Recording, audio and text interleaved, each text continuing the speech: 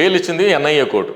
NIA court bail ఇచ్చింది. బెయిల్లో కూడా conditions ఏముందంటే అతను 7 months జైల్లో ఉన్నాడు కదా. అప్పుడు మలేరియా వచ్చింది ఆయనకి. మలేరియా వస్తే జైలర్ లెటర్ పెట్టారు, అతను బతుకుతాడు, ఎందుకంటే బతుకుతా పనులు చెప్పను, అతను బ్లడ్స్ కూడా పడిపోతున్నాయి, ప్లేట్లెట్స్ పడిపోతున్నాయి, మీరు కోర్టుకి లెటర్ పెడితే కోర్టు కన్సిడర్ చేసింది. ఎందుకని ఇప్పుడు హెల్త్ ఇష్యూస్ కూడా అతను ఉన్నాయి. ఆ గ్రౌండ్స్ మీద వేరే కాన్స్టిట్యూషనల్ గ్రౌండ్స్ మీద ఆర్టికల్ 21 మీద కూడా బెయిల్ ఇచ్చేసారు. బెయిల్ ఇచ్చిన తర్వాత ఎన్ఐఓలు అగైన్ బెయిల్ క్యాన్సిలేషన్కి అప్పీల్కి వెళ్ళారు వాళ్ళు. అప్పీల్కి వెళ్తే అక్కడ అప్పీల్ లా డిస్మిస్ అయింది. అప్పుడు కూడా నేను అపియర్ అయ్యలేదు. వేరే ఒక లాయర్ అన్నారు, నేను చూసుకుంటాను తమ్ముడు, మీరు ఎందుకంటే సర్లే అది ఈజీగా అనుకున్నాను. కానీ అయితే కూడా మనం సుప్రీంకోర్టుకు వెళ్దామని మనం డిస్కస్ చేసాం. అక్కడ ఒక అడ్వకేట్ మాకు మిస్లీడ్ చేసి సరెండర్ చేపిస్తే అప్పటి నుంచి ఇప్పుడు వరకు ఆయన జైల్లో ఉంటాడు. ప్రధానంగా ఇప్పుడు ఆయనకి బెయిల్ రావడానికి ప్రధానమైన సమస్య ఏంటి? ఎందుకు బెయిల్ రావట్లేదు అంటే ఏం చెప్తారు మీరు? లేదు, ఇది స్పెషల్ యాక్ట్ ఉంది. ఇది ఎన్ఐఏ యాక్ట్, ఎన్డీపీఎస్ యాక్ట్, కొన్ని యాక్ట్ ఉంది కదా, స్పెషల్ యాక్ట్ ఉంది. స్పెషల్ యాక్ట్ వల్ల లోయర్ కోర్ట్స్, అప్పుడు హైకోర్టు చెప్పింది మీరు బెయిల్ కన్సిడర్ చేయ బిట్స్ మీద అని. మనం 100 మినిట్స్ చెప్తే కూడా బెయిల్ కన్సిడర్ చేయలేదు. అంతే ఫుల్ అండ్ ఫైనల్ మినిట్స్ ఏముందంటే లేదు ట్రయల్ చేద్దామన్నా. ట్రయల్స్ అయిన తర్వాత సమన్స్ ఇష్యూ చేసాం. సమన్స్ జగన్మోహన్ రెడ్డి వస్తే కేసు ఏదో అవుతుండే అక్విటల్ ఈ కేసులో జగన్మోహన్ రెడ్డి అపేర్ అవ్వాలి అయితే అంతే. జగన్మోహన్ రెడ్డి అపియర్ లేకుంటే కూడా మరి ఆయన పిటిషన్స్ చేసి నాకు లో దర్యాప్తు కావాలి, ఒక పిటిషన్ వేశాడు, నాకు ఏమంటే వీడియో ద్వారా నాకు విచారించండి, ఇంకో పిటిషన్ వేశాడు. లో దర్యాప్తు చేసిన పిటిషన్ కోర్టు కొట్టేసేసింది. 4 years తర్వాత వచ్చి మీరు సమన్స్ అంటే ట్రయల్ దాంట్లో మీరు ఎలా ఇస్తారని ఇప్పుడు దాని మీద కూడా జగన్మోహన్ రెడ్డి ఇప్పుడు హైకోర్టుకి అప్పీల్కి వెళ్ళారు. అంటే ప్రధానంగా చూసినట్లయితే ఈ రోజుల్లో మర్డర్ చేసిన, రేపులు చేసిన అందరికీ బెయిల్స్ ఉన్నాయి. కానీ ప్రధానంగా సరే ఆయన ఒక యాక్ట్లో ఉన్నాడు, సీఎం స్థాయిలో ఉన్న వ్యక్తి మీద దాడి జరిగింది కాబట్టి ఈ యాక్ట్స్ దట్టు అది ఎయిర్పోర్ట్లో జరిగింది అనేది ఇంకొకటి అయితే, కానీ దాడి అంత పెద్దది కాదన్నప్పుడు బెయిల్ అంత పెద్దగా చూస్తుందా? లా ఏ రకంగా చూస్తుంది దీన్ని? అసలు మీరు కరెక్ట్ చెప్పారు. లా ఎలా ఉందంటే ఈ రోజులో law means protection for rich people, punishment for poor people. ఒక అడ్వకేటే చెప్తున్నారు ఈ మాట, ఆన్ రికార్డ్ ఉంటున్నాను. మళ్ళీ ఇంకోసారి చెప్పండి. Law means protection for rich people, punishment for poor people.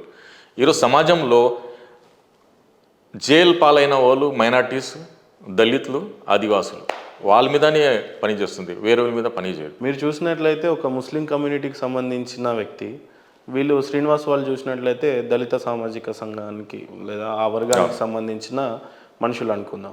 Me special interest ఏముండే?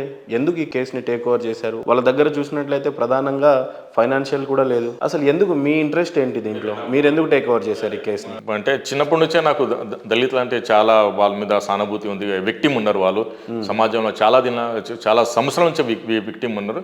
వాళ్ళకి సాయం చేయాలి. మరి ముస్లిమ్స్ అండ్ దళితులు కూడా ఒక యూనిటెడ్గా, ఒక ఐకమత్యంగా పనిచేయాలని ఒక కేసు ద్వారా వాళ్ళకి నేను నా ఫీలింగ్స్ వాళ్ళకి ఎక్స్ప్రెస్ చేశాను.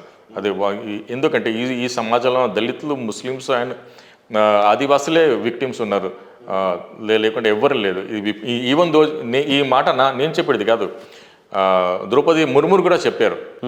ఈ సమాజంలో 74% జైల్లో ఉన్నారంటే దళితులు, ముస్లిమ్స్ అండ్ ఆదివాసులే ఉన్నారు. ఎస్, ఇది నా వర్డ్ కాదు, ఇది president of India Draupadi Murmu words ఉన్నాయి. మీ ఇంట్రెస్ట్ ఏంటి ఈ కేసులో? ఏదన్నా ఇంట్రెస్టింగ్ టాపిక్ అనిపించి దీన్ని తీసుకున్నారా? యాజ్ అడ్వకేట్కి ఏదన్నా ఇంట్రెస్టింగ్ ఉంటుంది కేసుని టేక్ ఓవర్ చేయాలని, లేదా వీళ్ళు ఒక దళితులు, వీళ్ళు ఫైనాన్షియల్గా పెట్టుకోలేరు అనే ఈ ఎమోషన్ ఎక్కువ నడిపించిందా, లేకపోతే కేసులో ఉన్న లకునాస్ కానీ లేకపోతే ఇంట్రెస్ట్ అది మిమ్మల్ని నడిపించింది? Good question. మీరు అందరికీ తెలుసు, హైదరాబాద్లో బంబ్ బ్లాస్ట్ అయింది ఎక్కడ, మక్కా మస్జిద్లో. ఫస్ట్ పోలీస్ ఎవరిని అక్యూజ్ చేశారు? ముస్లిం సోదరులని అక్యూజ్ చేశారు. లెటర్ దే ఫౌండ్ బీజేపీ వాళ్ళు, ప్రజ్ఞా సింగ్ ఠాకూర్, సీమానాథ్, ఆసిమ్నాథ్, వాళ్ళందరూ. కానీ వీళ్ళు ఎలా ఉన్నారంటే పోలీస్ ఎప్పుడైనా, ఈవెన్ దో ఆర్టికల్ 46లో కూడా ఉంది, పోలీస్ ఎప్పుడైనా సాఫ్ట్గా ఎవరు దొరుకుతారో వాళ్ళకే చేస్తారని. కానీ ఈ కోడికత్తి కేసులో ఈ అబ్బాయి దళిత్ ఉన్నాడని విక్టిమ్ చేశారు. సేమ్ మక్కా మస్జిద్ బ్లాస్ట్లో కూడా చూడండి, ముస్లిమ్స్ సోదరుల్ని విక్టిమ్ చేశారు. పోలీసు ఏం లేదు, బలుపషి చేస్తారు ఫస్ట్, ఇంకా వాళ్ళ మీద చూస్తారు, ఇంకా చూసుకోరా బాబు నేను ఈ కేసు అని. మీ స్పెషల్ ఇంట్రెస్ట్ ఏంటి నడిపించింది మీకు ఈ కేసు టేక్ ఓవర్ చేయడానికి? ఈ కేసు వల్ల నేను సమాజంలో ఒక అవగాహన తీయాలని అనుకున్నాను. అంటే 0.5 centimeter ఇంజురీ వల్ల ఒక మనిషి 5 years జైల్లో ఉండాలంటే ఫాల్స్ అలిగేషన్స్ మీద ఎలా ఉంది అంటే, దీంట్లో మనము India facing terrorism, but India don't know the terrorism of the legal and judicially. ఇక్కడ ఫస్ట్ టెర్రరిజం ఏముంది వైసీపీ అని జగన్మోహన్ రెడ్డిది, దానికి సపోర్ట్ చేసింది ఎన్ఐఏ, దాన్ని అంటే legal terrorism. NIA panel court ఏముందంటే అక్కడ గ్రేవియస్ హర్ట్ ఉండాలి, person must be a terrorist ఉండాలి. ఈ బాబు చరిత్రనే లేదు, అన్లాఫుల్ యాక్టివిటీస్లో ఎక్కడ లేదు ఆయన, ఏ గ్రూప్కి మనిషి కాదు ఆయన, అతనికి ఎప్పుడూ క్రిమినల్ బ్యాక్గ్రౌండ్ లేదు. అది అక్కడ ఇంజురీ కూడా గ్రేవియస్ హర్ట్ లేదు. గ్రేవియస్ హర్ట్ అంటే disfigure of the face, bones fracture అవ్వాలి, అట్లీస్ట్ పేషెంట్ 21 days హాస్పిటల్లో ఉండాలి, లేకుంటే ఐ మొత్తం డ్యామేజ్ అయిపోవాలి, ఇయర్ డ్రమ్స్ పోవాలి, నెక్ అయినా కట్ అయ్యాలి, టీత్ అయినా వేయాలి. జగన్మోహన్ రెడ్డికి ఏం అయ్యలేదు అది. సో అక్కడ ప్యానెలే లేదు అసలు, పీనల్ కోర్ట్ కింద అసలు ఎన్ఐఏ వచ్చేది లేదు. ఎన్ఐఏ ఇక్కడ బాబాయ్ అబ్బాయి లాగా, అక్కడ నరేంద్ర మోదీ, ఇక్కడ జగన్మోహన్ రెడ్డి, ఇద్దరు ఏమంటారు పల్లవి రాగం కింద వాళ్ళు వచ్చి దీన్ని ఇది చేశారు. కానీ సలీం గారు ప్రధానంగా ఇప్పుడు ఈ కేసు ఆ రోజున కూడా ఈ కేసు ప్రధానంగా నడిపించింది బిఫోర్ ఎలక్షన్. ఎస్. ఇప్పుడు మళ్ళీ ఎలక్షన్ టైం చూసి వాళ్ళ తల్లిగారు కానీ లేకపోతే వాళ్ళ అన్నయ్య కానీ మళ్ళీ నిరాహార దీక్ష చేయటం, ఇదంతా మళ్ళీ తెర మీదకి రావటం, ఎవరు దీని వెనకాల ఉన్నారనేది ప్రధానంగా వినిపిస్తుంది. టీడీపీ వాళ్ళు స్వయంగా చేయించారు దాడి అని అప్పుడు ప్రధానంగా వినిపించింది. లేదు జగన్మోహన్ రెడ్డి గారే స్వయంగా దాడి చేయించుకున్నారు సింపతి మీద అనేది ప్రధానంగా వినిపించింది. మళ్ళీ ఇప్పుడు ఎలక్షన్స్ వచ్చిన టైంలో ఎవరిని నిందించాలి? యాక్చువల్లీ కరెక్ట్ అన్నారు. ఎన్ఐఏ యాక్ట్ 7(2) కింద Jaganmohan Reddy is a mighty person of the state. ఆయనకి is a chief of the state. Chief of the state is a chief of the police ఆయన, అవును కదా. ఆయన స్వయంగా తన కేసే తనం విచారించవచ్చు కదా.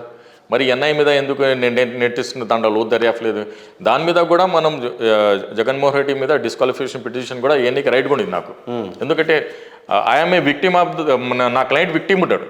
జగన్మోహన్ రెడ్డి అలా చెప్తున్నారంటే ఈ Jaganmohan Reddy maybe face the disqualification petition also as per rule of law.